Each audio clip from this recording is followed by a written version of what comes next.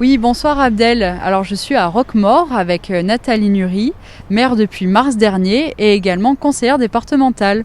Bonsoir Madame la maire. Bonsoir. Alors cela fait maintenant plus de 3 semaines qu'on est reconfiné. Comment s'est vécue cette période par vos concitoyens et vous, en tant que maire, comment vivez-vous ce début de mandat assez particulier marqué par la crise sanitaire ?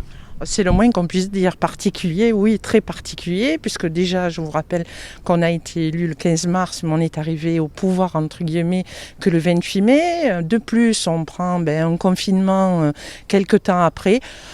Après, que voulez-vous? On ne peut rien faire d'autre. On est là pour mettre en place des choses pour nos concitoyens qui, bien sûr, vivent très mal, je trouve, ce deuxième confinement par rapport au premier.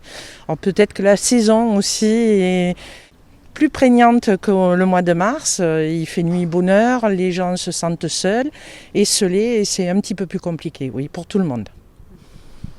Alors la semaine dernière, vous avez décidé avec l'ARS de fermer la crèche, de fermer le lieu d'accueil enfants-parents et aussi le relais d'assistante maternelle, car 2 personnels ont été testés positifs au virus. Comment ça s'est déroulé, la communication avec les parents? Est-ce que ces structures vont rouvrir bientôt? Alors normalement, la structure va ouvrir mercredi matin, puisque nous avons appris entre vendredi et aujourd'hui que tout le personnel était négatif. On a fermé par mesure de précaution. On pensait bien que le personnel serait négatif puisqu'ils tiennent les distanciations et le masque.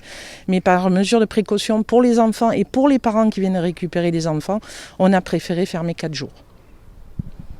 Alors, on l'a appris, le déconfinement devrait se dérouler en 3 phases. Donc, la première implique la réouverture des commerces dits non essentiels. Comment vous réagissez à cette annonce ? Alors j'ai une pensée profonde pour nos restaurateurs qui, a priori, enfin on va attendre demain soir, mais a priori ne devraient pas ouvrir. Après, pour les autres commerces, je suis heureuse de savoir qu'enfin ils vont pouvoir ouvrir. Que ce soit les coiffeurs, tout le monde, les bars. Nous, on n'a qu'un bar sur la commune et c'est vrai que la commune sans le bar, ça devient compliqué aussi. Les gens se sentent seuls et puis j'ai espoir que les associations aussi pourront reprendre. Je pense au club des aînés qui faisaient leur loto dans la salle des fêtes pour avoir la distanciation. S'ils peuvent reprendre avant les fêtes, ça sera une bonne chose pour eux aussi. Il y a aussi, pendant cette crise, une des priorités, c'est de faire travailler les entreprises. Et pour les communes, ça passe par de l'investissement, la poursuite des travaux. Mais d'un côté, il y a aussi des coûts en plus qui sont liés au Covid. Alors, est-ce que c'est dur de trouver le bon équilibre entre les deux ? Alors, c'est vrai qu'il y a des coûts liés au Covid et il y a surtout des ressources qui ne sont pas là liées au Covid. C'est-à-dire tout ce qui est piscine cet été, ça n'a pas fonctionné comme ça a dû fonctionner. Le périscolaire n'a pas fonctionné depuis le mois de mars comme il devait, etc. Et pour nous, on va faire une décision modificative parce qu'on a à peu près 75 000 € de recettes en moins. Alors effectivement, plus le coût du Covid, ça nous coûte, mais il faut faire face. Mais je crois qu'il est quand même temps de donner un peu d'espoir aussi à tout le monde.